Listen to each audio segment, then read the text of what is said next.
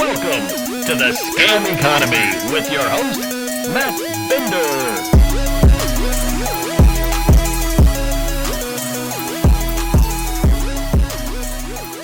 This is the future that crypto wants. Welcome to Scam Economy. My name is Matt Binder, and on today's episode of the show, I'll be talking with Ed Zitron. He wrote two great pieces recently about the pay-to-earn game called Axie Infinity. And if that sounds familiar to you, you may have heard of it because just this week, the network that it runs on was hacked and over $600 million were just taken like that. Oof. We'll be diving into what pay to earn is. We will be talking about the whole crypto gaming ecosystem and how dystopian the entire space is. Folks, as you know, scameconomy.com is where you can go to find all the links to where you can listen to this show, subscribe to the YouTube channel, youtube.com/MattBinder, leave a review on Apple Podcasts, on Spotify, wherever you listen to the show. Follow me on Twitter at MattBinder, and of course, patreon.com/MattBinder to support this show monetarily if you can, to support all this great content. Now let's stop right there, because joining me now to discuss this hack, play to earn, and I guess the entire wonderful world of Axie Infinity, Ed Zitron. Ed, thank you so much for joining me. My pleasure. I love talking about giant Ponzi schemes that might be pyramid schemes, but it isn't immediately obvious. Right. I mean, this is... every aspect of what we're going to talk about is quite incredible, from the hack that just happened all the way to the very basis of what this whole model of a business, I guess, is. It's incredible. So I guess let's start with what just recently happened that has everyone talking about Axie Infinity. Now, there was this big hack. Can you tell us a little bit about it? So the hack itself, it's annoying and boring at the same time, which is very indicative of how cryptocurrency works. But basically, the way Axie Infinity works is because it started on Ethereum, which is a slow and expensive network. They had to create a side chain called Ronin, faster, dedicated chain. This chain would be a side chain of a blockchain. This chain you would put your Ethereum into, and then you would have wrapped Ethereum that you could transact quickly and cheaply on the Ronin sidechain to play this game. Now, it's worth taking a step back. To play Axie Infinity, you need to buy a horrible little monster for about $300. If you can't afford one, you can get something called a sponsor or a scholar. I forget what they're called. We'll talk. That's a whole nother thing. We'll get there. Yeah. But nevertheless, people put their money into the Ronin network, which is not a non-standard thing. There are other side chains all over the shop. People put, even just on Ethereum, they'll put something into an LP contract. Nevertheless, people put their money in, and sometime last year there was a massive traffic jam because Axie got super popular. So Sky Mavis, and just to be clear, Axie Infinity, developed by Sky Mavis, but not really owned by them in some bizarre blockchain logic. But there are 9 validators that agree on each transaction. If you want to take out one Ethereum and 5 out of them say, yep, he's taken out one Ethereum, out goes one Ethereum. So 4 of them are owned by Sky Mavis. Late last year, Sky Mavis made a deal with the Axie Decentralized Autonomous Organization. I hate it so much. With the DAO that said, temporarily, we will agree to sign some transactions for you to reduce load on the network. This agreement ended in December of last year, except someone forgot to turn it off. So a hacker got control, I actually don't know how, of 4 out of 5 of the validators, then a 5th validator, a third-party one. And they said, hey, I've got 5 of these now, so I'd like to withdraw everything that you had. I'd like all of your Ethereum and USDC, the stablecoin. And because there were 5 of them, the other 4 were like, what the fuck are you doing? But there were 5 of them. There was a consensus. And thus, the money was all taken out.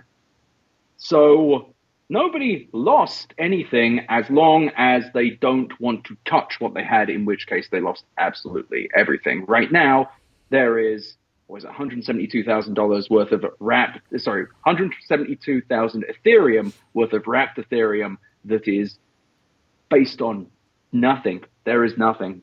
And they're claiming now, oh, we're going to give you the money, but we'll get the money back, which is a really wonderful, wonderful thing to do that I have no idea how they're going to do, because that money is gone. It is in the process of being money laundered in actually a comically funny and bad way. Like, the guy, I actually kind of, like, obviously people's money being taken is terrible, but I kind of fancy this as like a 23-year-old dipshit who's just like, I am. Right, doesn't know what to do with it. Right. Nearly like $600 million of just buying like fucking Pokemon cards and shit. But no, yeah, I know all about the young people, clearly. But no, well, so, Axie is sort of like Pokemon in a sense of you buy these little monster things, but obviously you buy Pokemon one-time game purchase, and then you could collect them all in the game all you'd like at no extra cost to you. Right. Whereas Axie Infinity hits you up for hundreds of dollars every time you want to buy another one of these monsters, and you could. But it's worse. Oh, go ahead. Worse, because if you want to breed them, you also have to pay. Right. And the experience points and the other associated tokens, all tokens with a financial value. And on top of that, Sky Mavis and all the AXS, so AXS being the main token, all of those holders get a cut. So people like Alexis Ohanian, Mark Cuban, and of course the developers themselves just constantly raking in the capital. And so there's something. There's something like close to a 5% transaction fee on every transaction. And that's just the fee that like goes to everyone you just mentioned, Axie Infinity developers and all their investors and the VCs. Well, to be clear though, it's not like, it's like, here is for the investors. It's the owners of the AXS token. So theoretically, this is their little bullshit they say that it makes it democratic. Theoretically, anyone who has AXS tokens can get, I think. But nevertheless, yes, it's the people who have the majority that get the most, obviously. Right. And it sucks. It's also just an ugly, bad game. That's also bad. There have been like 2 good Pokemon games that came out in the last year alone. They are great. Just play them. They're fine. But people play this game because they can make money on it, because they can sell the little horrible Axie monsters and sell the currency, the experience points that you would use to level them up, or you can just sell the currency. And yeah, it's a game that basically is being sold as a play to earn thing, meaning that you play it and earn money, by which I mean a job. It is a job. And I cited it in my newsletter, which I wrote yesterday, but there is something, it's ridiculous. It's like, it doesn't even pay the minimum wage in the Philippines, where I think about 2.5 million people play Axie Infinity. So the people who got shafted here, as much as we laugh about like all me apes gone, me Adidas NFT and all that, the people suffering here are like, there's at least 2.5 million people who are really fucking suffering here, who now have no way to get that money out and probably never will. Right. Yeah, I mean, people should understand that, first of all, Axie Infinity, I guess we should talk about exactly how much was stolen here. We're talking $625 million. It's like US dollars. Again, that's arguable about how much that actually can transfer to if they actually did sell all that Ethereum and USDC, which is a stable coin that was also stolen. So 173,600 Ether, and 25.5 million of that stable coin, which should equal 625 million in US dollars. One weird thing, though, is that I was looking, and it seems like there was at least one person out there who noticed something strange, because the money was actually stolen like almost a week ago. Yes, it's so fucking funny. It's just like, I will notice if there's like a $5 transaction on my credit card, but these people don't notice some bloke walking out with 600 million. Maybe it might be because the validators agreed. There was no warning. Right. But again, there was someone on Twitter who was like tweeting at them saying, "Hey, I'm looking at this," because when you move that much, i.e. the entirety of what's on there, it affects the value of what's going on. And apparently someone noticed that, hey, there's a lot of transactions moving, prices are being affected. There were a few people who caught this and thought there was a massive rug pull from Sky Mavis going on because it just seemed so incredible that all this money was being pulled. And ironically, there was a massive rug pull by them. They just weren't doing it. It was their fault. And it's incredible. They left the keys in the car. They just left the keys in the car, except keys in this case is like leaving the title of the car, which you have signed, with the keys and your passport. Like, it's just, the whole thing is so utterly, it's crazy to me because play to earn is already fairly malevolent. It's already a very horrible idea that turns joy into tiny amounts of money. And it's, even at its base level, can never work in a way that is sustainable, because if it's a game that's fun that also pays you a living wage, people won't do regular jobs. And also, where's the money coming from and how is the person? It just doesn't make sense unless it's a Ponzi scheme, unless it is quite literally a system that requires more money coming into it. And it's why every time I read about it, I get a little bit angrier. And I got to say, I fucking called this shit as being bad. Okay, it was like a month and a half ago. I'm not that much of a trendsetter. But the fact is, you've got people like Alexis Ohanian, someone I otherwise respect, championing this truly evil shit and trying to spin it off as, oh yeah, this is just good for the player, right? It's giving you something to own. Yeah, right now, you know what they own? Jack fucking shit. Right. They own less than nothing. They own a signifier of nothing. It's just so, I guess that is crypto, but it's just so frustrating because Alexis said nothing, not a word from that guy. And I don't see the media fucking asking. It's just really disgraceful because the reason I'm banging on about him is he's someone who was part of the early internet. Well, early-ish. Like the Reddit, obviously. Right. The Reddit. I'm 100 years old. But the Reddit, that's what I'm calling it now. But no, he was, I guess he's never taken responsibility for the evils that Reddit did either, so why should I expect this? But I don't know, if I put money into something that did this, I would be trying to cover my own ass so hard I'd look like a mummy. Like, but there's nothing. But maybe his lawyer talk, or maybe he just doesn't give a shit. There's also that very obvious. There's a lot of these guys who came out as like they were like the good guys of Web 2, and now all of a sudden they're pushing honestly shit that's much worse than, in my opinion, what Web 2 pumped out. Like Web 3 is horrible. And you know, the thing that baffles me about someone like Alexis Ohanian, who founded Reddit, is that, dude, I've heard him talk, and you know, I'll play that clip that you talked about in your piece about where he's pumping up Axie Infinity in the show. As someone who grew up playing video games, I can't help but feel a little bit jealous because there are kids who are going to be making more money than I was making at the Pizza Hut from playing video games. And this is, like, it's easy to joke about, but the reality is this play to earn model is going to become the new normal. And what it's doing to empower people all over the world is actually really remarkable and quite extraordinary. What the blockchain does is create the technology so that you actually own the digital goods that you buy or earn. And what this does, now that it is at scale and truly a global marketplace, is it empowers gamers to really own the things that they're creating, to really actually monetize the time that they're spending playing these video games. And like I said, there's no putting this genie back in the bottle. If you consider this as the new normal for gaming, what reason would any person have to go back to spending their time playing games for free or spending money for things they don't actually own?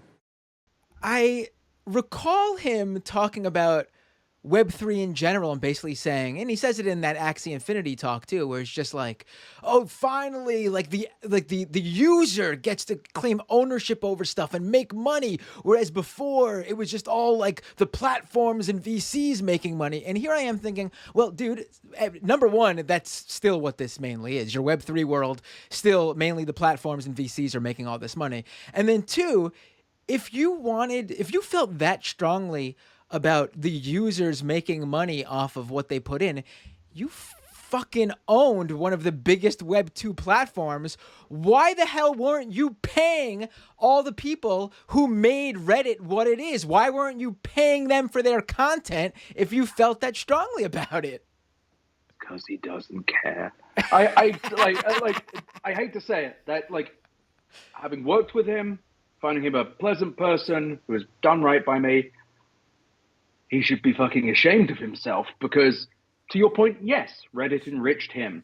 Reddit also helped foster some of the most hateful and evil creatures. I think there is a compelling argument that they would have found another place. Just look at Discord, just look at Telegram. But nevertheless, he was pushing that, but also taking a step back to that clip as well.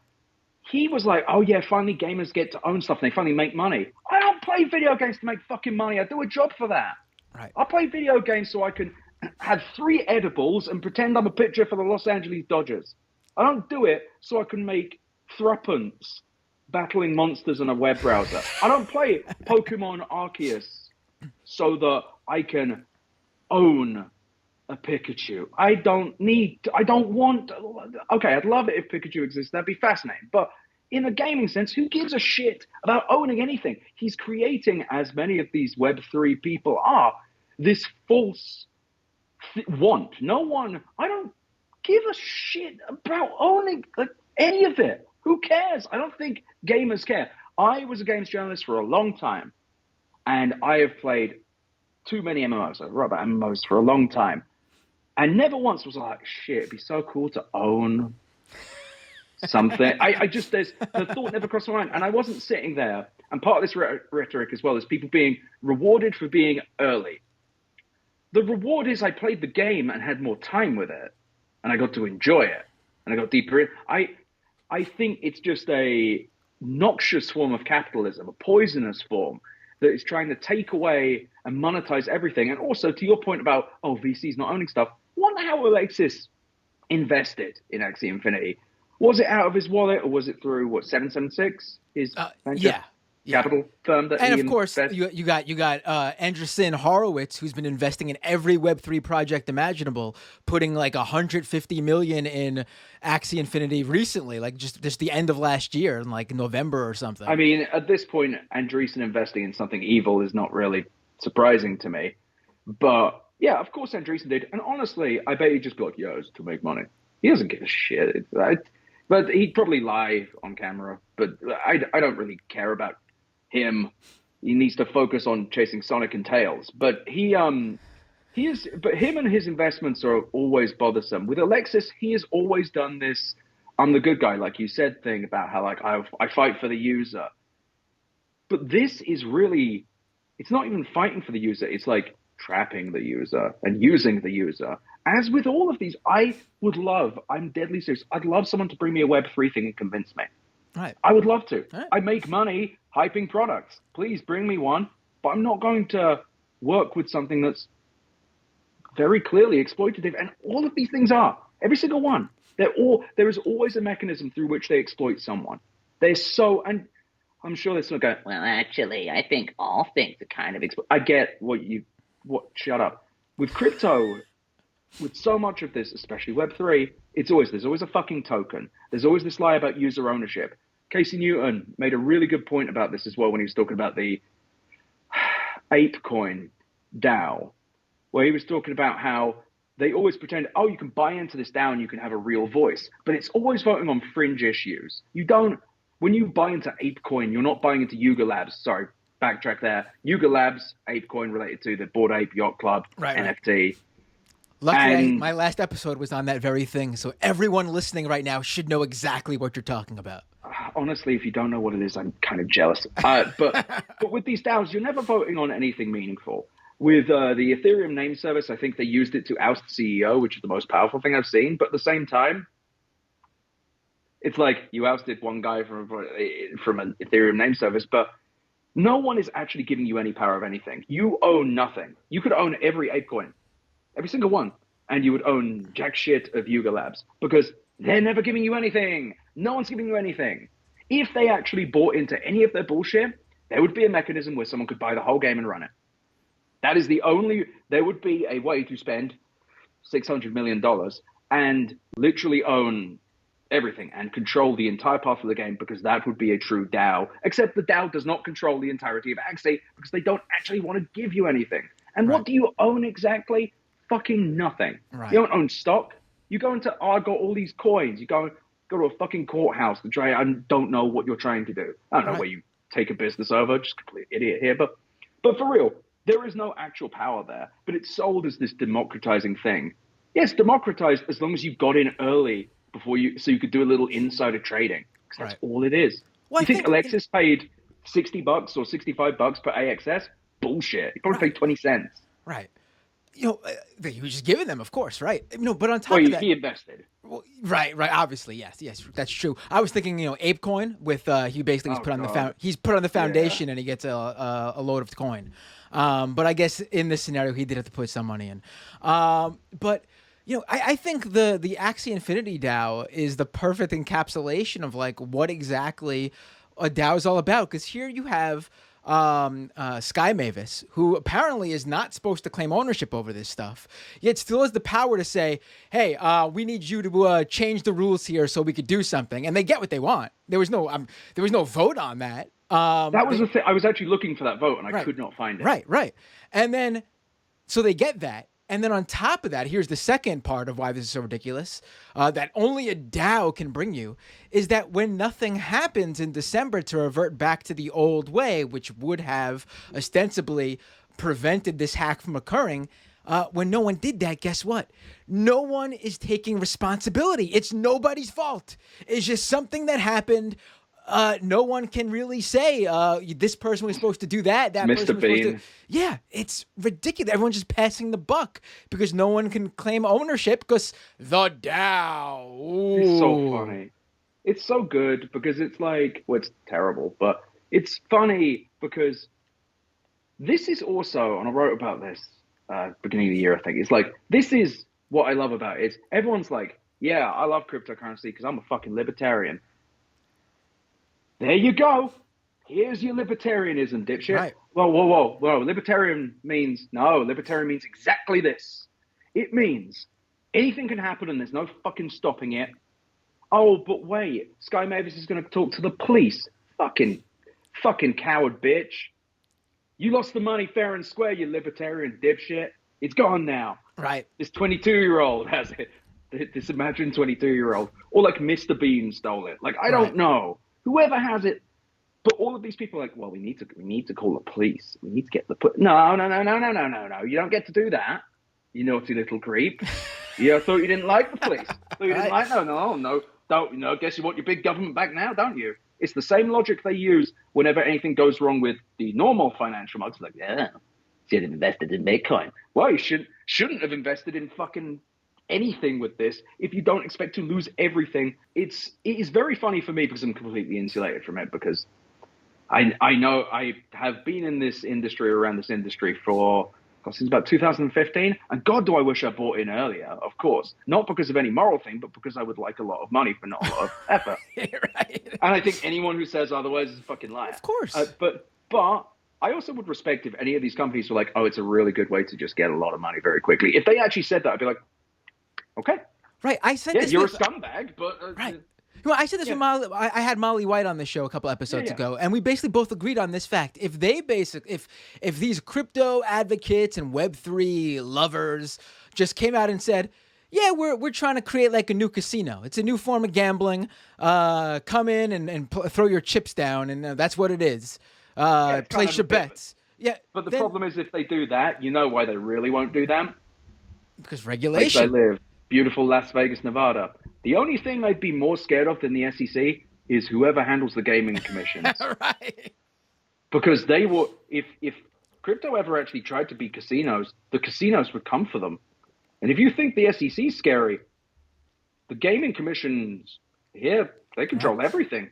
If you want to work at a strip club, you got to go to the police station. I'm not kidding. Like they got their shit down. But in all seriousness, they don't want to do that because if they admit that, they'd have to admit they're investing venture capital to make money, which is quite literally what venture capital is. But they don't want to admit that because if they have to admit that, they have to admit that they want to. It's just very stupid. Who gives a shit? You're already rich. But that's also one of the things that really frustrates me with crypto is these people are so rich already and they're just multiplying. Because here is what happens. Jack Dorsey, I think, tweeted out an article about this, but it's like someone gets invested in by Coinbase Ventures. A few months pass, maybe a year passes, then it goes on Coinbase. There's a big pop, and then it drops. As just the retail suckers just Right. And the VCs it is ultra liquidity for VCs. It is this, we'd have to wait 5 to 10 years or maybe 3 years for an acquisition or 5, 10 years for an IPO. Now it's dunk. We don't even need a fucking product. We just fucking turn this bitch over, redo it. There's something approximating tech, I guess. Fuck you. Dunk. Can you imagine releasing a game? If you removed all the blockchain stuff, Axie Infinity would look out of place in the EBAM's world about 20 years ago. Right. And it's not even it's literally the type of game you would see on, like, what was that Flash game? Oh, like Neutral Grounds or whatever it's called. It's Newgrounds. Newgrounds, yeah. That's so. Newgrounds was actually slightly better. They were way better.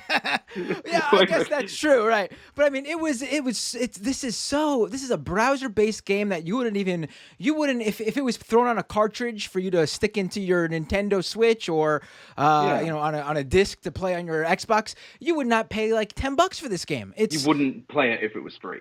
Right. And you got people spending hundreds of dollars, and this is, of course, dependent on, that's like the minimum hundreds of dollars. We're talking about a game that obviously ebbs and flows with the market, because again, and need the money. You also need the money to keep doing transactions. Right, because you need to level up your characters so you could make more money. Just to interact with the contract. Like, right. I think it's just a layers of contracts, so you're interacting with very smart contracts. Please understand that my discussion of that is not anything other than derisive, because your smart contracts thing may be interesting on a you did this level, but not on a qualitative one. Like, I have yet to see a single fucking crypto product, not one, that makes me think, oh, that's cool.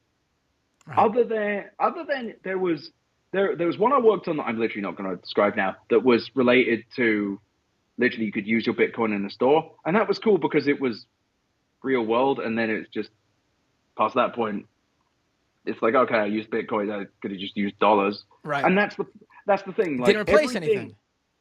Exactly. And it's not improving anything either. Right. I am not, and I keep getting this fucking argument that's really bothering me, where it's like, well, people said this about the old web too. The old web had a fucking point. Right. I used to play Altmore online. I used to be on CompuServe. I remember being like, this is the future. This is weird and kind of clunky, but this is cool. I'm talking to someone in America, and I was in Wales at the time. Right. Like, that's the thing. Makes sense. The second you logged online, you were able to do something you were not able to do without the internet. Communicate with someone, anyone, whether you knew them or wanted to meet someone new, you could do that. Even if you didn't want to meet them. Yeah. You could do that with the click of a button, and boom, it happened. And that's not something that you could have done without the internet at the time. And I distinctly remember how I felt. I was enthralled by what would now be considered quite pedestrian. I could chat with someone just in America. Just that alone was fascinating. I'm in beautiful Las Vegas, Nevada now. I've made the journey. But that's the thing. I could talk to someone, or I could download a shareware version of something. I could download, after 3 hours, some sort of mod of something. And it was very early, but it was exciting because of the possibility. I have used crypto... what's there to use? But right. I'm not getting anything. It's sitting in your wallet. Sitting in your, if you didn't sell it off because you were like, this is stupid, what's the point? I did. Like that's the thing. I made money on crypto. It's not because of any qualitative intelligence on my part. It's number went up. So, but That's the thing. But I am used to putting on rose-colored glasses. I really am. I'm used to being like, give this fucking shot. I'm gonna give it. I've bloody tried. I really have, and I'm still trying. Not because of the Kevin Roos level. I need to be a curious skeptic, but because I'm like, I won't miss a goddamn thing. I don't want to give it. Reason I even corrected you on subtle things like Alexis invested through his vehicle, his venture capital firm, because I don't want these people to have a single fucking iota against me, because I am sick and tired of people giving this the benefit of the doubt. The time has passed.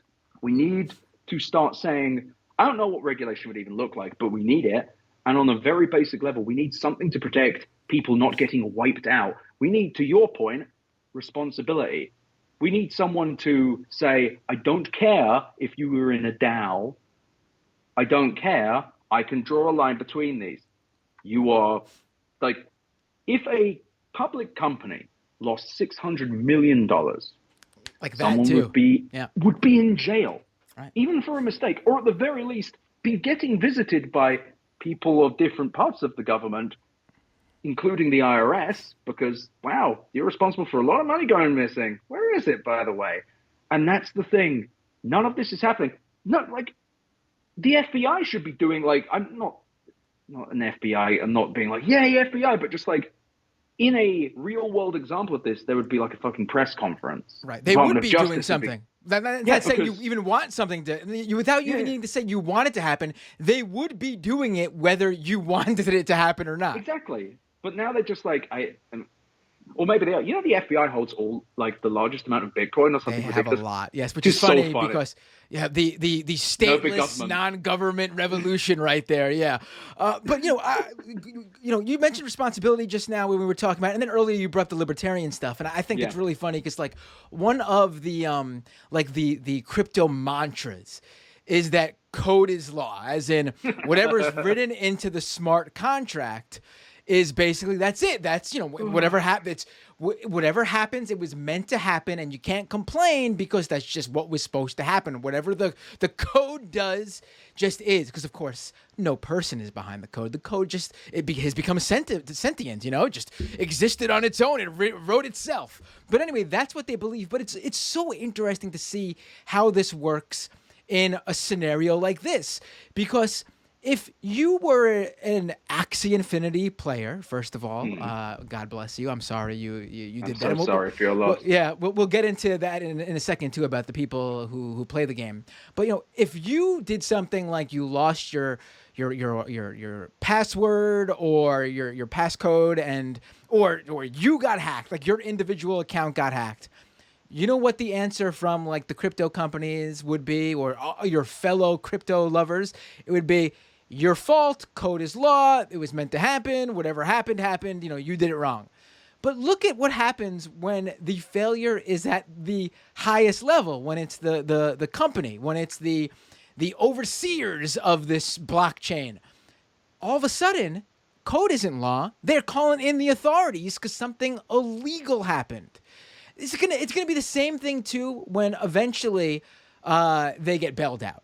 Because, I know you said earlier, we don't know what's going to happen. And I agree, we don't know exactly what's going to happen. But most likely, because this is what's happened in other scenarios where these massive hacks have happened, is that the other crypto exchanges or the stablecoin arbiters who print up all this magic money whenever they need it, they're going to get together and they're going to say, well, Axie Infinity represents a huge part of the crypto market. It basically, like we were talking about play-to-earn games, Axie Infinity basically is the play-to-earn market.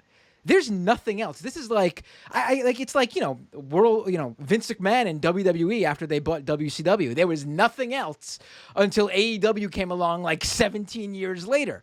Like, Axie Infinity is the player in the space. So they're going to get together and they're going to say, we need to bail them out.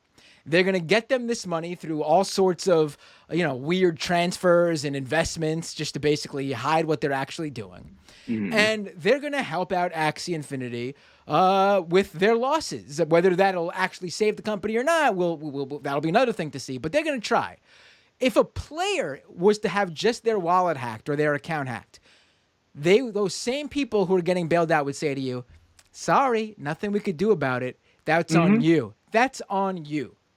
And God, what a very well put, but also what a hilarious thing to happen in an industry that constantly makes fun of people kissing up to the government. They're like, right. Oh, an individual person, that's personal responsibility. But the government gets hurt, their government being Sky. Please protect our beautiful companies. Right. Our beautiful, we love our company. Please don't let my company get hurt. Also, I 90% think you're right. I could see like Binance kicking in 100 million or something like that with just the completely made up cash they have. At the same time, I could see it just not happening because, so here's a big reason. Note what the stable coin was. USDC. USDC is the one I think that Coinbase has a part of. So the more legitimate one. Sure, they might get an Ethereum bailout, but this is not a small amount. It isn't a small amount at all. And on top of that, it wasn't in Tether. If it's not in Tether, you can't really print it so easy. You can't print USDC, so I'm sure Bitcoin has been into detail how USDC might be corrupt, but it's at least the more legitimate one. Makes me wonder how they will get bailed out. Right. I could see some sort of conglomerate getting together, but at the same time, could they? Yeah. Would they? Yeah. Maybe they don't give a fuck. Maybe they just go. They could also, could the VCs, I guess, could come along too and decide they want to put some money. So I don't think that will happen for a very simple reason, which is, what do the VCs get in return now? Because you think they're going to do this for free? Do you think they haven't already exited their position? Absolutely. That's definitely, I'm 100% sure they've got out. Maybe I'm putting too much stock in the fact that, like, they really view play to earn as that's the big that's what is the big money maker that they view. Like, there's all this Web3 bullshit you hear about helping out. Make that much money. They think this is about 1.3 billion a year, which is a lot of money. But that's all really from one major giant in the space. Like, they're probably viewing this the same way that look at the video game industry, multi-billion-dollar industry, huge. They're probably viewing it as, imagine taking that and then adding that crypto equivalent. You basically have like the two industries where this insane amount of money just flies around combined, and they're probably viewing all the possibilities. I think it's not going to be big. And again, we'll get into the people who play Axie. I think you're right. But the one thing I will say, and this is somewhat vacuous analysis, but right now, Axie Infinity's main token, AXS, is about $684 million worth of 24 volume. So not small at all. Definitely not. But also not huge. Right. It's not. If that leaves, it will have an effect on the market, but will it have much of an effect? Right. Like, that's the thing. There may be a degree of letting, like, I could see it going both ways. I could see them, like, letting them go to the wolves. But at the same time, dumber shit has happened in this industry. Yeah. But I know you want to talk about the players. Right. But actually, to play up your point, Axie Infinity is sort of a, like, that's the thing. It had its moment already. Like, maybe down the line it'll have another moment, but I mean, it doesn't look like it. They hit a daily peak of 17.5 million in revenue last summer, which I should say in revenue means how much money is being traded on, like, that Ronin network, like how much. That's volume though, and how much of that is real. Right. So that was the daily peak. Daily, that's huge. In sense of a video game. But for the past month, from I believe. Hold up. Is that revenue trading, or is that just items moving around? Because remember, if that number includes the experience points, that might be like SLP. This number. This number just might computing. Right. This number might be their transaction revenue. Nevertheless, 17 million a day. I've read 1.3 billion in revenue. That might be a year. That might be all time. 17 million a day. It's a good amount of money, but how much of that is actually? But that's not the money the game's making. That's transaction. How much of that is actually coming to VCs and all that? Like, that's the thing. Where is that revenue going? How much of that is profit? You get my point. Well, now in the last month, they're at 10 million for the month. They're losing players. They're dropping in players. And that's because it's not a game. Right. It's a bad game. Right. And it's a bad game that, leading neatly into it, a lot of people from the Philippines play, and a lot of people play to earn money, except, November last year, it dropped under the Filipino minimum wage, which is fucking grim. And that's already quite grim. It's already like something ridiculous, like $3 an hour or something even smaller than that. It's like a really depressing amount of money for an already harmed nation. And again, coming back to the Alexis Ohanian "We Love the World" thing, wow, dude, how are you enjoying your digital sweatshop where people in the Philippines are directly suffering because you put your name behind this? And that's the thing. I'm sure that there are people in there who are just like shithead investors, whatever, but I would guess the majority of people in there are playing out of desperation and sunk cost. Well, absolutely, because first of all, I think this is a major reason too why Axie Infinity is not going to is going to have trouble growing, because when 35% of your user base is from, a country like the Philippines, you're going to cut. And this is just the facts of how these platforms work. You're going to basically lose players from other places who come in and try to interact and see that, hey, there's such a large portion of players who are from a country that you see this with social media platforms, on a lot of mobile social media platforms, where it's like, I would say, based on my experience playing quite a few South Korean MMOs, you'd be surprised how well people in Asia will learn languages that no one in an English-speaking country would ever think. I have never had that problem. But at the same time, if you are building a game within an economy that has to market to multiple countries, that isn't easy at all. And also, I mentioned earlier this being a Ponzi scheme. And the problem is, when the value of your token is dropping, when the value of everything's dropping, new investors suddenly mean less. They make you less money. And on top of that, as you start being worth less, people start leaving because it stops being worth it. Right. And then someone steals all your money, and now I don't think anyone's like, oh shit, I got to try this Axie Infinity thing out. It sounds great. Sounds really. This is not good for growing your user base, for user growth. Yeah. But and also on a PR, as a professional public relations person, probably one of the more mishandled things I've ever seen. I mean, other than the CEO, to make it worse, the CEO would have had to literally go and just be like, "Fuck you, bitches." But their response was awful. It was slow. Like, if I was well, that's the thing though. A real company would be sued by investors now, and a lot of people. But that's the thing. Just the real victims here have no recourse. Who's going to help them? Right. No one's going to help. No one's going to help some poor fucker in the Philippines who relies on this game. And that's the thing. There are people who do rely on this, because no matter how much you say play to earn, it's earn to earn. It's work to earn. It is work. Right. It might be strange, unproductive work. That reminds me of another thing Alexis said about how play to earn is better than real games because your gaming hours are unproductive. What a fucking psychotic thing to say. Oh, pardon me. We have a guest. This is Hal. Hello. What's your cat's name? Hal. How? Hey, Hal. H-O-W-L. He's very loud. How? Hey, Hal. How are you? He's good. He's loud and going to cover me in fur and then probably jump off very shortly. Way cuter than any of those Axies, by the way. No, way cheaper. That's true. And Lee doesn't steal all my money. But that's the thing. The people suffering here they're not gonna get their fucking money back. They're not gonna get their lost time back as well. They're not going to get the money that was lost. And that's a unifying thing with crypto as well. It's like the irresponsibility isn't just all of the stuff we've listed at length. It's this thing of the volatility and naked market manipulation, now covered in white hair from my cat. The market manipulation, that's where the irresponsibility is, because the whole mantra of hodl and all that shit is hold on to the coin as long as you can, because theoretically it will be worth more than the number it is now. And the people saying that are usually the ones most insulated against the drop. Nobody I knew who was heavy into crypto actually lost any money. Everyone I knew who lost money on the last big crash, 2016, 2017, they were all people who got into it because they were excited. They all wanted to escape.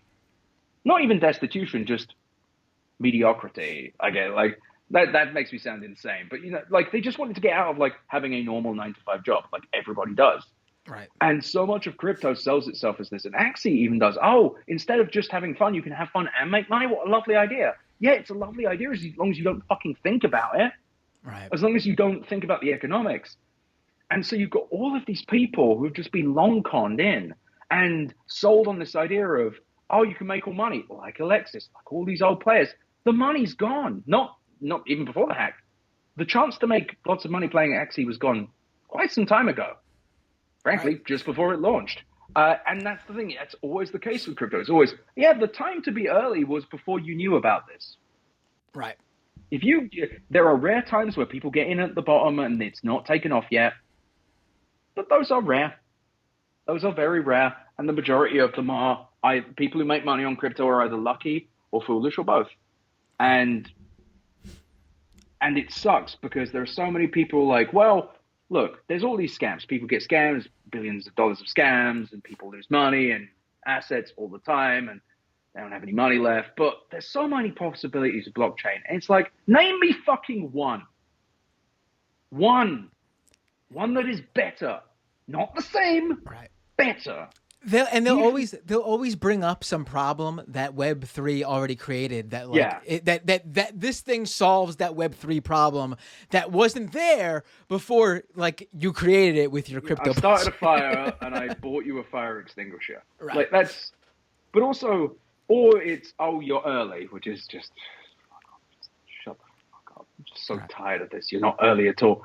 But also, that talk is also like the same thing with the fucking, when we're talking investment, at least when we're talking, because remember, this is the thing that I think a lot of people need ingrained in their head. The second you put a token on a blockchain, the second we're talking tokens here, whether it be a non-fungible token or a fungible token, we're talking a speculative asset. There's no if, ands, or buts about it. I see all these things about, oh, it's the different charity crypto projects try to pretend it's just like a gift, a cool memento. No, it is a speculative asset. It is a security. The second you put it on, you put that token on a blockchain. The second we're talking tokens, that's what it is. And it's also not democratic. That's my other favorite one when they're like, it's democratic. Yeah, the moment a vote is transactional, the moment you can transact a vote from one person to another, it stops being a democracy. It becomes a kleptocracy. By definition. Right. It's literally who has the most money to buy the thing. And as we've discussed, it's also not a democracy because you have no actual power. Right. You have no power. The people who have power is those with insane amounts of money. I mean, just... Speaking of people with money, let's get into this because we haven't touched this yet. And I actually think out of all the things we talked about, it's all crazy. But for me personally, I actually think this is like the most demented part of this whole play to earn thing, especially specifically, I should say, talking Axie Infinity. It is what Web3 advocates want the future to look like at its very core. And that is these Axie Infinity scholarships. The idea, even the use of the word scholarship, technically when you get a scholarship to like high school or college, your performance at school, it's not only just based on grades, it could be based on a number of factors like extracurricular, leadership roles, just being an overall good student. You get a scholarship, which means free money, tuition paid by a school because they want you to go there because you going there will pump up their shit, make them look good. And that's what they want. I actually hate to say it. There's a very dark thing that it is actually very similar to the massive George Bush era Filipino teacher scams. Oh, I don't recall that. They would pay, people would literally pay to get sent to America to work as teachers from the Philippines. Oh, yes. And they would be told that we are sponsoring you, and they'd get them the job. And then they'd have to give up massive amounts of money to go there, and then a chunk of their money. And then on top of that, they'd have to live in squalor. And they'd have to thank them for it. Right. So this is very close to that, honestly, because basically what this is... another way in which Americans are fucking parts of Asia for their own profit. Right. Great stuff. Right. So basically, if people don't understand, what this is basically, like we've been mentioning throughout, it is very expensive to just enter Axie Infinity. You need to buy NFTs to create a $300, I think. Which like I've seen it changes. Yeah, it changes. But, 300 I saw as much as 1,000 just to start sometimes. But you need to create this team of NFTs to battle with. People in the Philippines, 35% of their user base, cannot afford this straight off the bat. So basically, people with money buy up the NFTs and then basically rent out these teams for free to users who want to play. The process is called a scholarship, and the people who play are called the scholars. And to get these NFTs, to basically borrow these NFTs for free, what you do is you basically enter an indentured servitude arrangement where all of your in-game earnings actually go to the NFT holder. Oh, I thought it was all. I thought it was part of it, or it's all of it now. All of it goes to the NFT holder, and then it's the NFT holder who distributes the money. Oh, god damn, that sucks so bad. That's even worse than I thought it was. So they keep anywhere from 10 to 30%. The good ones take only 10% and give the rest 70 to 90% to the actual player, the scholar. And this is apparently all to play a video game, and it's called the scholarship. And there are long waiting lines for people to get this scholarship. And I'm gonna be honest. I'm gonna be honest, man. You know, we were both wrong. Someone did create a more efficient taxi medallion service like we have in beautiful New York City. They found an easy way to extract money from other countries. Shit, we don't even have to bring them to New York anymore. We just fuck them overseas. I think, like every time I think about this, I feel gross, but like just makes me actually genuinely angry because it is fucking hard to live in any country right now. And you've got people like Alex Ohanian, I'm gonna fucking say his name again, who are like, if I invested in something that did this, I would be calling them and saying, I want my money out. Fuck this. I'll give you all your money back. I don't want another fucking part of this. Remove me from everything. Like, if you're setting up these weird little quasi-slave contracts, that is evil shit. Like, evil. Like, evil. And I'm sure someone has made the argument, well, Nike uses sweatshops, to which I say, oh, God, yeah, that in that case, completely correct. Allow everyone to do all the evil they want. But again, surely, like, I just don't understand how ethically anyone can look. Maybe you just make so much money at a certain point, your brain just doesn't register morals anymore. You get like $10 million and you just stop seeing anyone as anything other than how much they have. I don't know, but it's just so sickening. Yeah. And so much of this Web3 stuff does this. It's all about promise. It's all about a promise of a better future. It's all about you're going to be early. I've written this before, but it's this idea that everyone is kind of desperate ever since the great 2007, 2008 Great Recession. People have realized the world kind of had to fuck them. It's a very hard world. And everyone wants like a chance to get on the board, which is actually kind of where Bitcoin started. And now it's turned into this thing where it's very much the rich have found a way to exploit, and the new rich think they're completely different from the old rich, because unlike the old rich, they've created a system that benefits them and pretty much only them and anyone they bring into it, which is absolutely nothing like the banking industry has ever acted at all. And if this bailout happens, I'm sure there will be plenty of responsibility taken, again, just like the banking industry did. Sure, it'll be completely different this time. And of course, the people who will really get hurt will be the regular people, just like happened in the Great Recession. Right. You know, that's the thing. That's the thing. Right. Even with like the bailout scenario that I mentioned, I'm sure crypto people who listen to this, and I know there are more than a few, they're going to say, oh, yeah, okay, the same thing as the financial crisis. But like, so the old system does the same, the same thing as the old way. But that's the point. Like you guys sell this as the new beginning, the new way. It'll free everyone from the shackles of the old finance system. Like, if you're telling me it's the same thing, then you're just recreating it at the very best case scenario. Because worst case scenario, I actually think a lot of this shit's a lot worse in many ways. Yeah. But in my view, it's something that came out to a lot of things happened after the Great Recession. But two things I'll note. There was a general thing I saw with people where it was like, you kind of saw this when Trump came in as well, politics. But you saw people who saw an unjust world and they thought, I need to, on some level, on like the micro resistor level, all the way up to like diehard activists. There were people who were like, I see the world as unfair and inequitable. I want to change. I want to see it change. And then there were a group of people who were like, yeah, I want to change, by which I mean I want to rig the system right this time.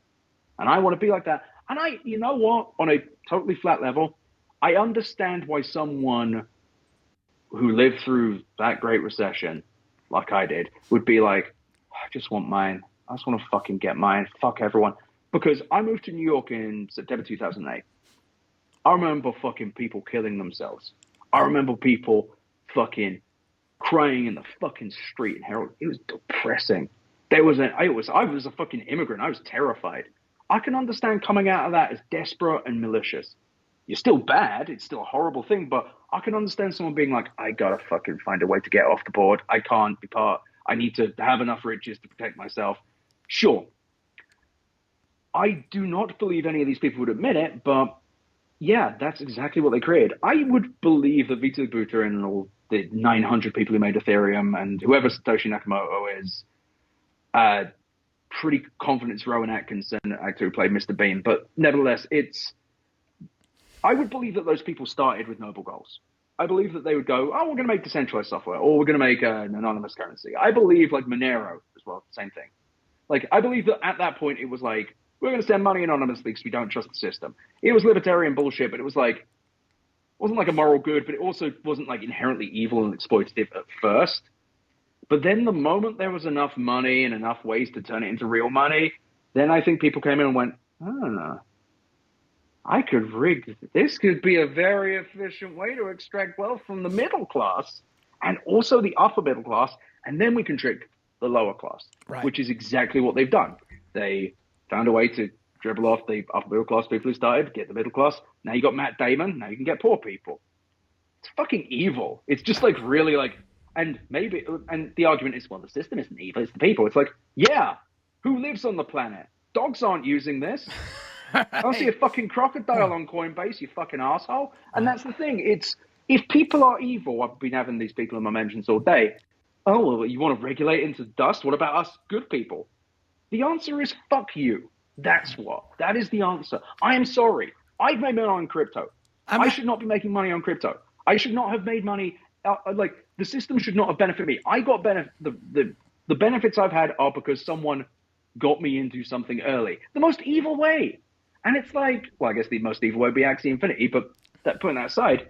But it's like, if this was a democratic system, it wouldn't be me benefiting. It would be regular people. And the regular people would have benefited first.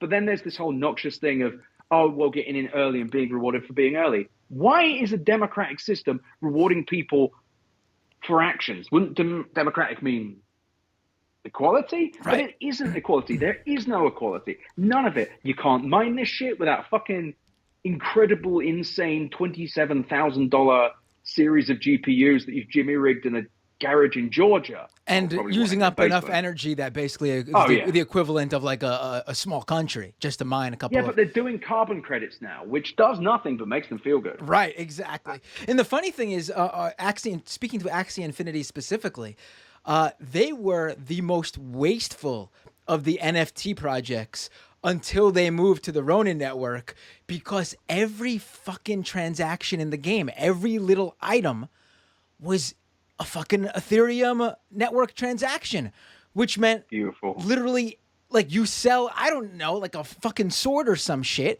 and you just use the same amount of energy in that one transaction to power an entire household in California for like 2.5 months.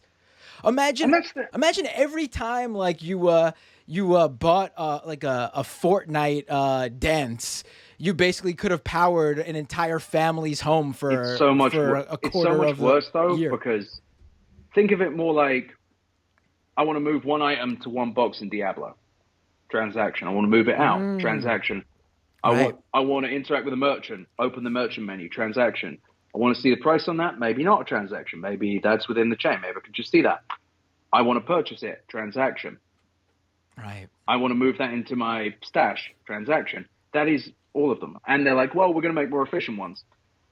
Who cares? Right. It's still slow and bad. Well, what if it was faster? How much faster? Because no blockchain appears to be faster than like the shittiest phone. Like, that's the thing. It's really bad. I think you've had David Gerard on. Yes. He's made some really good points about how shitty it is as software. Right. And that's the thing. It is. It's shit software. And all these fucking technologists being like, this is the future. It's fucking not. It looks bad, and it's bad at everything. Like, everything you try and do on the blockchain was probably better 3 years ago on a shit laptop. On like a Walmart Black Friday doorbuster that you had to like punch a granny to get. It was probably like there's no, and this whole thing as well about like why you'd want it is like, oh, without their permission. Without their permission, so big government can't stop you doing this. What the fuck is big government stopping you doing that you're doing on the blockchain exactly? Because I can't think of a single, other than losing shit tons of money, because the government will not protect. And that's the thing. I just don't know how, like Kevin Roos, with his, I don't know if you saw this 14,000 word latecomers guide. Oh, I'm one of the researers who contributed to the annotated. You're on there too, right? Yeah. I guess I forget everything I write immediately after I write. It's my problem. But in all seriousness, it was a very long, very bad thing. But also, it was super rosy and optimistic. I can't think of a more irresponsible piece of journalism to put out at the moment. I really just can't. And one of the reasons, and I'm sure you said this too, was like, if you look at this in a bubble, it's innocent. It's just telling you about the thing. But if you look at it in the context of billions of dollars just going missing because someone fucked up on the computer, it becomes terrifyingly irresponsible to recommend it or even slightly suggest you should give it a try. He mentions in there that you can just log on and play a game. The only game would be Axie Infinity. I wouldn't be surprised if at least 100 people got fucked thanks to that article. Right. It was especially irresponsible because he's telling people to just dive in, and all those scams you heard about, put that aside and dig deeper. Like, even if you wanted to come, maybe you never heard about this stuff before and you wanted to come in and just try to find the benefits, try to understand what the advocates were talking about. You don't put aside all that terrible shit. You keep it in your mind and consider the cost benefits when you do find something that I guess in your own opinion is a net positive or something. And then you compare it to that. Like, you don't just go like, oh, $625 million just stolen. Let's just throw that out the window. Forget about that for a minute. It's just like, yeah. When it's definitely not. I mean, like, in February, $320 million was stolen from Wormhole. I mean, other than that, there was like the 90 million of a compound from last year. I mean, there's literally. And then you got the number Razzle Khan and her boyfriend stole. We got that one. We got. I mean, the fact that Molly White perpetually has new content on Web3s going great every day is just incredible shit. It's a good sign for an industry when you have a blog that basically writes itself. She's a very good writer, but the content just keeps on flowing. And also, I just don't understand how you don't feel a sense of shame in the case. Well, I think Kevin might be on like paternity leave, so oh god, he's shut up. Cat doesn't like Kevin Roos. But no, he's But that's the thing. It's the deep sense of shame you should feel writing that. And the Times, yes, they should pull it down. And I realize that seems dramatic, but at least we know the Times changes headlines all the time. They should at least put like they change like policeman shoots person to gun related accident happens in vicinity to cop all the time. They should at least change like the pro crypto, like the case for crypto or some shit. Yeah. Or just add links at the top of all the scams. And crypto people are like, well, that's unfair. How is it unfair? How is it unfair? This happened. I thought facts didn't care about your feelings. I thought this was the libertarian paradise where you can do what you want. This is what happens when you can do what you want. Because libertarianism, my favorite misunderstanding of libertarianism is I can do what I want. No, libertarianism is we can do what we want. All of us. And it doesn't mean there's no authority either. No, authorities are built and held and fought for, and they control resources, and they don't make them equitable. They make them selfish. And crypto is that, like, it really is very libertarian. It's just that most people misunderstood libertarian to mean the end of establishments. That's anarchy. Very different. Not what this is at all. Right. The blockchain itself is an establishment. That's what I don't get. All of these people, we discussed this previously, but it's like all of these people, they act as if this is some great power shift away from traditional groups. No, it isn't. We don't know who owns most of it, other than the FBI. Not that I don't think they're doing anything. Well, I guess you can't really do anything with Bitcoin, but that's the thing. How do we not know there's not a nation state fucking with Ethereum? How do we not know there's not one with? I know China just as a country has a chunk. How do we know how much of that is? Like, I mean, like, we don't know this. The beauty of your whole anonymous thing is we have no ability to tell who could really controls this and who could just go, let's dump $500 billion tomorrow. I'm going to sell this for 1 cent each. Fuck you. Goodbye. Like, someone could do that tomorrow. Right. And someone very stupid could say, well, they could do that with the dollar. No, they can't. Like, oh, well, the government just wants to control you. What do you think the people running Ethereum or any number of blockchains, what do you think CZ from Binance was to do? Right. If you were a threat to his billions, do you think he would do anything other than protect himself? God, no. And one thing I will say with CZ is Binance has generally been pretty solid when it comes to rug pulls related to Binance. But their own sidechain, Binance sidechain, fuck me, that is like super fast scam Ethereum. Same with Polygon. Oh yeah, it's the shitcoin capital of the blockchains. Like it's the place for Polygon's that now. Polygon's gone for that. I have a weird fascination with these. So I was like early days in BSC, just watching just fucking scams roll through. My mate was working on a paper about cryptocurrency for his law school, and while I was talking to him, he was like, "Do you have any examples of a cryptocurrency scam rug pull?" I said, "Oh, I'm watching one." I found one called like Ape Chain on Polygon that just like randomly the developer logged on and said, yeah, it's all gone. Sorry. Someone found a hole in it. It's all gone. Bye. A few $1 million just gone. Right.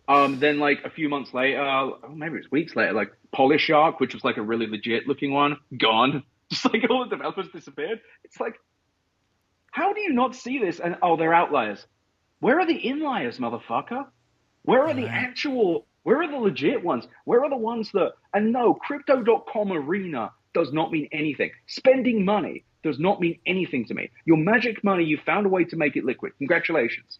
Do something, and do something legitimate, because your bizarre yield farm things, and it really is just scammers scamming scammers at some point. It's right. Genuinely very funny. It's not anything Which that would to be me funny. Is actually the most enticing thing about crypto. Every now and then I think to myself, you know, if I could be sure that the only people I would be making money from are the people who love this shit, maybe I wouldn't feel so bad. Let me no, I get that logic, but here's why. Here's why you can't. Going back to the whole desperation and financial insecurity thing. Money does shit to people. And I live in Las Vegas, so I know how gambling does. One's proximity to wealth, even if it's imagined, manipulates you, drives you crazy. Yeah. And the more money you put in, the crazier you get. And the more proximity you have to even more wealth, which can be, you can feel that you're edified in your actions based on someone similar making money in some way, even if you have to squint a bit, will drive you. And I believe that there are just a lot of people who are being introduced to the stock market and gambling at once, which I would argue, not being a psychologist, is the single most mentally degenerative thing you can do. Because you add the speed of gambling and the volatility and the fun to the craziness of the stock market. And I actually find the comparison to casinos stupid, because casinos are fair. They're cruel, but they're fair. They publish their odds. Like, these are the odds. It's a dice game, it's a card game, whatever. In the case of crypto, there are no odds. There is no justice. There's billions of fake volume. There's nothing there's nothing you could base it on. Unlike, like you mentioned with casinos, there's odds. Stocks, while stock market's got its own issues. Can be bullshit, but there is a company behind each stock, and if you look into it, how it should be, ostensibly for the most part, is company does very good. It's a safe stock or a good stock. There's companies where, like, you're not going to wake up tomorrow and find the huge earnings, but you invest in a company like, I don't know, Apple, good chance if you just wait the time, and you make a little bit of money. Here's another important thing. To get on the stock market, you actually have to do stuff. In fact, there was an announcement, was the SEC? I forget who it was. But basically SPACs, SPS, special purpose access vehicles. Right. Companies. I'm not very smart, but nevertheless, the shell companies that basically give places on the stock market to new ventures or whatever. Like, that's how Donald Trump's media companies are being traded on the stock market now. But now they're going to start reining them in, because they went, yeah, okay, that's enough, you little shits. But also, if a company materially lies on the stock market, there are very big legal things that happen, and you can sue them. And there are class action suits that happen all the time. Robinhood, were they public at the time? But there's a massive class action suit after last year with the whole Reddit thing. Right. Not Reddit thing. Well, Reddit meme GameStop. stuff. Yeah. Yeah. And that was what. And like that's the thing. Like that should tell you all you need to know. By the way, about how people and why people are getting into crypto. People are so fucking desperate, man. I can't engender much hatred for someone being involved in crypto unless they're a crazy zealot. Because, God, how the fuck else are you meant to make money? Like an honest job? Well, that's the thing. Like, it's like most people have the pandemic reinforced this as well. The right way of doing things doesn't do shit for most people. Most people are just stuck. What are you going to do? Buy a house after BlackRock bought most of them? Like, everything's more expensive. So people right now are desperate. And now fucking Matt Damon is going on TV and telling people that this is the future. So people have a chance to be part of a future that doesn't involve a big thing ramming them in their ear hole. Like, people are just fucking... And people have been told, oh, put money in your 401k, invest in stocks. Doesn't work. So try this thing. And it's so sad because it isn't going to work out for most. This whole we're going to make it thing, fuck you. You're going to make it, maybe. You're the shill. Nothing like Randy Zuckerberg, Mark Zuckerberg's sister, singing about how we're all gonna make it. I mean, she'll make it. That's for sure. She'll make it. That she could lose all of her money. Already. I mean, she could lose. I'm talking about Web3. Like she could lose all of her money in these projects she's investing in, and she's fine. She's made it. Yes. That's the thing. That's amazing to hear from her. What were some of the actual? I wanted to ask you this before you. I know you mentioned quickly that it was a response to your articles about the Axie Infinity play to earn and how the whole thing is, just basically a Ponzi. What were some of the, standout responses to you from, the pro crypto advocates? Because one thing you mentioned a little bit ago about the libertarianism in crypto, and I noticed that's like the most amazing thing to me when you ask a crypto advocate to defend, for the most part, this isn't all, but there is a good percentage that do this. You ask them to, why are you into this? Why is it so important for you to defend this? What has it done? Like, what's your elevator pitch here?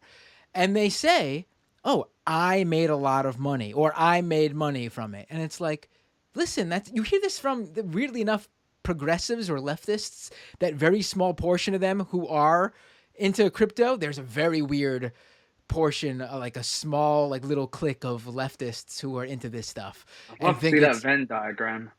It's amazing, honestly. It's and they try to claim that this is, crypto is progressive or leftist or even socialist because DAOs and stuff.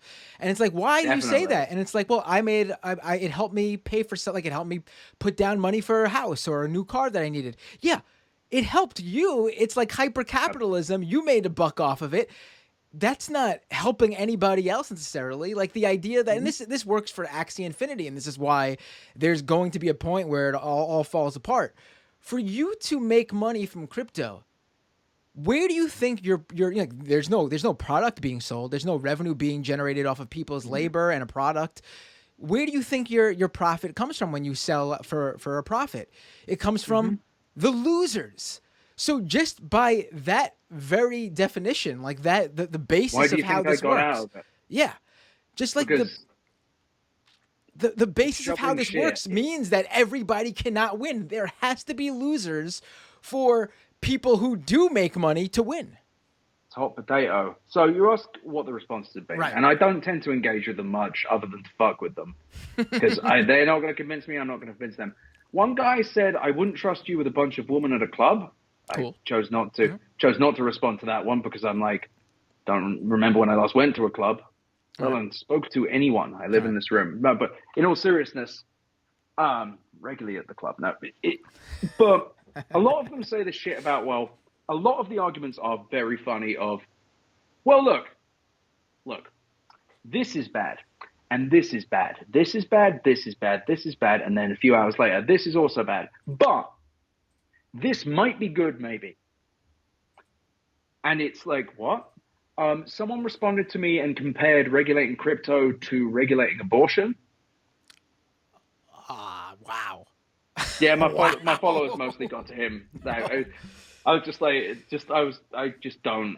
that one. But that's the thing, because you make a point with the whole left. It's just wow, someone monetized leftism. But I mean, abortion though is regulated to make sure it's safe. Like that's the thing. Someone responded with, "Abortion is cool, crypto isn't." And I was like, "Okay, cool, that's fine." It's legal, yes, but it's just, I can't believe I'm even arguing this. But like that stupid analogy doesn't even work on like that stupid level. Like there's a reason doctors aren't using wire hangers because there is. My favorite one though was someone was talking about, oh, what if a bus kills a bunch of people? Are they gonna get rid of the bus?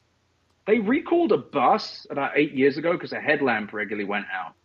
So yes, they recall cars all the time. Also, again, tiny little things. Right. Again, though, I don't really think that's the correct analogy. The correct analogy is like there are rules to the road. There's driving law. There's like laws about driving and stop signs and speed limits. Their argument is because good things can come out of it, bad things don't count. That is the largest argument. Is this is like bad things are going to happen with anything because humans are bad, but the code is good.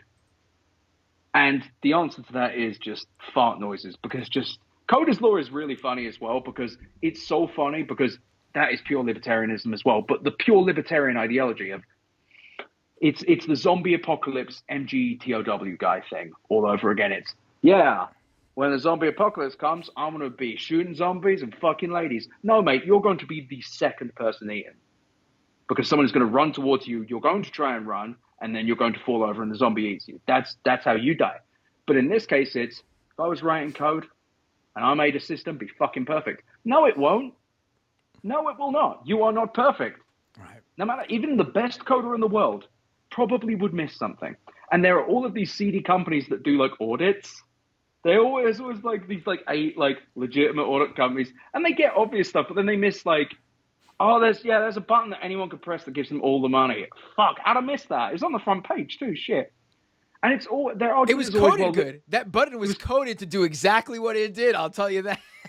Code is law, baby. It's just bad code. It's interesting you saw that, though, from the people who wanted to defend it, because before we did this, obviously, I did a lot of research, but today, one of the founders of the whatchamacallit, Sky Mavis, basically argued that same thing. He was defending what happened by saying, listen, this was a social engineering issue because of human error. That's what the hack was. The tech is good. And it's like, dude, no one gives a fuck. First of all, it's the bridge fell over, but the bits underneath it fucking stellar. Like the bolts are still connected, right? Yeah, the bolts are still connected. Bolt fall over? Not the bolt's fault. But there's no responsibility. There's none. There's none. They don't care because they got rich, because always. But it's just like there is no responsibility, and they've built this coder's law thing so that they can escape it. And they've built these DAO things not so everyone gets a piece, because they don't. It's so that they can ignore responsibility, so they can blame someone else. It's always, and it's so funny because they talk about losing this responsibility while always, to your point, taxing the user with the personal responsibility to not stick their hand in the cookie jar. I was going to say the thing from June, but I can't remember the name. But I saw one on LinkedIn of all places today, where someone was saying, oh, this Axie thing's really bad. And then someone responded with, look, they just needed a more secure NFT thing. It's like, sure they did, but also this did not need to exist. It's not a fun game. That's the thing. It isn't even fun. It doesn't even pay well. None of this stuff has any real value. But because people see it's worth fiscal value, they conflate that with a qualitative value. Nobody is playing fucking Elden Ring. Another irresponsible thing Kevin Roos did was just, he said it was a video game. He said you could play a video game on a video game console. Fucking right. New York Times has editors now? Well, come on. But no, but that's the thing. Like, that said alone it may seem minor, but if that tricks one fucking person into playing Axie, that's bad. That's really bad. Best case scenario, if they play it, they've wasted $300. And are they going to get fun out of it? No. Right. And that's the thing. It's so fucking depressing because all of this NFT shit is the same. It's all, everyone's like, oh, I like the artwork. No, you don't. No, stop. Trying to convince yourself. That's all it is. Just keep, it's a speculative asset. Well, the art industry is like that. No. Okay, the art industry isn't sitting on Twitter trying to pull everyone into it and then grabbing their money as quickly as possible and saying that they'll be, well, I guess some art places do say you'll be early, but that's the thing. It's not the same thing because it's not just only a trade, and that really, it is only a trading mechanism. It is only that. Right. Did you ever see the NFT art exhibit, by the way, with all the TVs? I did not see that. I got to check that out. Amazing. It'd be so fun. I've just been like thinking about how fun it would be to just jack all the TVs. To get someone in there, a few crowbars. It's but that's what we have to look forward to. By the way, we're going to see more and more of like guys getting actually like killed over their monkey pictures because they had them on a ledger. Like there's going to be shit like that. The social engineering attacks are happening now. When they get harder to do, they're going to move on to the physical engineering ones. And it's like, oh, it's a social engineering attack. They did this. It could happen to anyone. Another. Not really. Yeah. Another thing I saw though from the founders that you just made me think of is they were retweeting, I guess, supporters of the company or the game, I guess fans of the game, but all the tweets were basically the same. We're all in this together. We're a community. I love my community. In Axie Infinity, it's so like cultish. Like they're being. I mean, I've discussed before on this show how, there's so much overlap between like cult language you hear in like straight up cults and then the crypto people. What I was just typing in was Jim Jones cult. And he said, Jim Jones once said, "Do I have a place for you? For us." Right. It's and the religiousness again comes back to the depression that everyone faces and the despair everyone faces because people are less religious. And I don't think religion's a good thing, but they're searching for meaning in a deeply meaningless and painful world where things feel deeply unfair. And suddenly you have this community of other people who are, do you go with the realists who are saying you're entering into a brutal system that will take advantage of you and exploit you? Or do you go with the really nice people who always want to talk to you, who theoretically might have a way for you to make money, one of which has said he made lots of money off of this, but has proven it in no meaningful way? In no traceable way. Yeah, you're going to go with that guy. Same way you're going to hang out at the craps table that's loud. I'm serious. You're going to go to the loud craps table versus the quiet one. Even if they're the same price, you're going to go to the one where people are hooting and hollering. The dice is the same odds every time they roll the dice, but you're naturally going to want to be part of something. People want to be part of something. It's so fucking sad, but so inevitable that something like this would happen. Because, of course, capitalism, especially cult of personality-driven capitalism, was going to come to this point where you have people like Alexis Ohanian who can draw followings. Gary Vaynerchuk, so much worse than Alexis. Truly malevolent. We could do another. I'm afraid we're going to go on for another like 3 hours. If I speak about him too long. But Gary Vaynerchuk, we made $72 million, I think, off of fucking badly drawn cartoon drawings. It's just, on some level, a lot of this is also famous people have worked out a way to monetize their fame directly. Shit, it's not even real currency. When it all goes down, there's no legal responsibility. The only time I've really been excited about the government doing something is how the SEC has just started fucking up people like DJ Khaled and Floyd Mayweather, I think, as well. And that's my hope. I know, I'm like, please government do something. But yeah, can someone fucking get Gary Vaynerchuk? Can they arrest him? Come up with something later. Put him in jail. Take the computer away for a bit. Let's work out what the fuck is going on with Gary Vaynerchuk. But in all seriousness, that is what I kind of hope. I want this to be regulated into dust. I want it to go away because it's hurting people and it's going to get worse. The one thing we haven't discussed, and I don't see many people discussing because it's been a while, is the next crash. Because that one will hurt a lot more people. Yeah. A lot more people. You think this Axie thing is going to hurt? Current market cap of everything, I think, is approaching $2 trillion. If that halves, if that quarters, if that tenths, it's going to fuck so many people up. And that's all your NFT bullshit, all your sidechain crap. No one is safe. Or, of course, Tether falls apart, and then everything goes down. And that's the thing. No one's thinking about that. No one's even the fact that Bruce in that article said Ethereum has historically gone up is one of the more irresponsible things I've seen a journalist do, because historically it's gone up, huh? How did you come up with the word historically? Because it's gone up from the beginning, but how many times has it gone down? Because how many times has it gone down is probably what I'd want to subtract from the ups, because I don't think it's historically gone up. It might be up now from below, but I remember when it was $90 after being at 1,000 in Ethereum, and it's like, I'm going to be fine if this gets wiped out. A criticism I've got from crypto people is, you have fun being poor, have fun losing money. There's a guy who lost money, and it's like, no, man, I'm not the person who's going to get hurt. I'm not, because I'm not involved in this. I deliberately didn't, so I didn't get fucked. You might, and you might seem like a horrible person with a picture of a shitty penguin, but you probably got into this just trying to escape pain. And I get it, and I feel for you. But stop telling other people. Please, God. Right. You know, it's so amazing how this has gotten to this point. And the idea, first of all, the idea that, you know, it's historically gone up is funny too, because I mean, the majority of people who are putting their money into this, they probably don't have money to just sit around and just forever just wait for it to continue going up when it does go down. Like, it doesn't matter if it's historically gone up when you need cash and need to cash out when it is down from when you entered. Like, it doesn't matter. Yes. Like that's the thing. Like, sure, this is not a safe harbor for your money. Like those Bitcoin hodlers from the early days, they certainly made a lot of money.